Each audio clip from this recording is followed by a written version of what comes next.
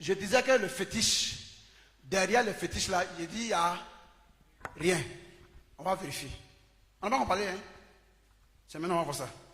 Habakkuk 2, 18.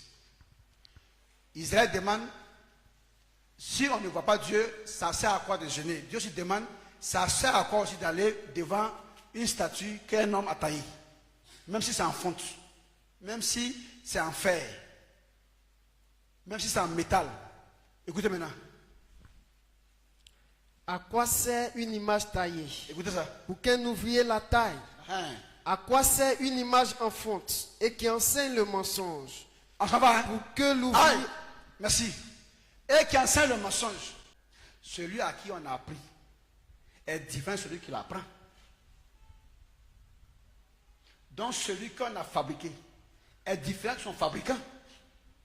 Donc comment tu peux mettre ta confiance au même titre sur ce que tu appelles créateur et au même titre là sur ce que tu appelles sa créature, que les deux ont la même information pour toi? Ça ne va pas ou bien? Donc Dieu dit, à quoi sert une image taillée? À quoi sert une image en fonte?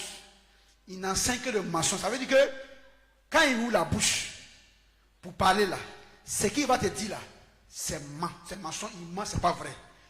Mais ça ne veut pas dire que l'image la parle. Ça veut dire que même s'il voulait parler, comme il a été créé, ce qu'il va dire, c'est pas vrai.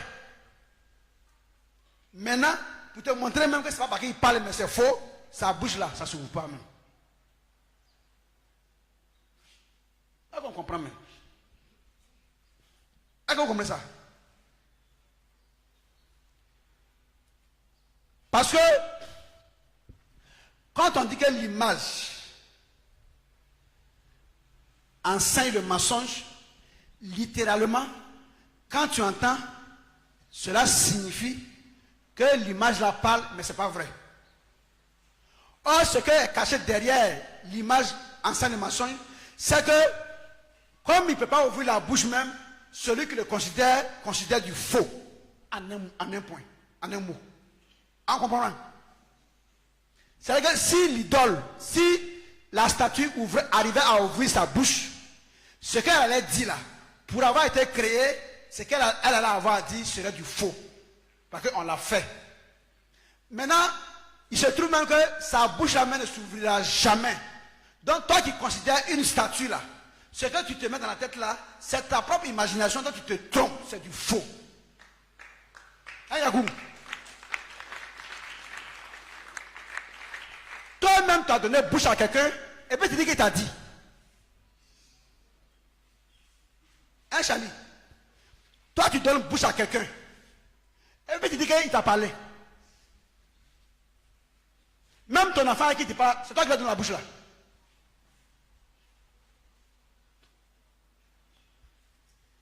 Est-ce que mon message est perçu ce matin? On comprend? Donc on dit, il enseigne du faux là, on veut te dire que comme il est muet, tu fais quoi là?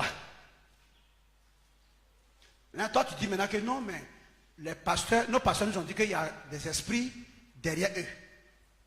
On va les vérifier. Quel que le Dieu qui nous réunit ici, en qui vous dites que vous croyez là, qu'est-ce qu'il lui dit de cette thèse là? Est-ce que vraiment derrière les statues, les images là, il y a un esprit ou pas? Écoutez. Pour que l'ouvrier qui l'a faite place en elle sa confiance. Reprends. À quoi sert? À quoi sert? Une image en fonte. Une image en fonte. Et qui enseigne le mensonge. Et qui enseigne le mensonge. Pour que l'ouvrier qui l'a faite place en elle sa confiance. Dieu demande que comment quelqu'un qui a œuvré pour produire quelque chose, lui-même met sa confiance sur son œuvre. Depuis quand vous avez vu Dieu qui croit à un être humain? Parce que si Dieu croit à un être humain, ça sera comme un être humain qui croit à un agouti. Qu'est-ce qu'un agouti là peut produire pour que toi tu aies confiance en lui? Donc Dieu là, il nous voit aussi comme des insectes. C'est à quoi nous allons produire, puis il va nous faire confiance. Puis que c'est lui qui nous rend capable de faire quelque chose. Donc il compte sur nous par rapport à quoi? Mais quand nous produisons des choses de nous-mêmes, Il a besoin de passer à cause de cette surprise que nous lui faisons parfois, de nous faire confiance. Mais c'est moi, Dieu, quand je veux, je te rends capable. Et quand il ne veut pas, tu n'es plus capable. Mais d'avoir confiance en toi, pourquoi? Parce que ça ne vient pas de toi, mais ça dépend de moi. Donc j'ai confiance en moi-même. Donc j'appelle tout ce qui est créé de me faire confiance parce que tout dépend de moi. Tu n'es pas obligé de voir comme vrai, mais c'est celui qui voit ça comme vrai là qui est un croyant en Dieu. Voilà, maintenant, où on s'en va où? Ami. Voilà. Tu n'es pas obligé de voir ça comme la vérité, mais c'est celui qui voit comme ça là. C'est lui qui croit en Dieu.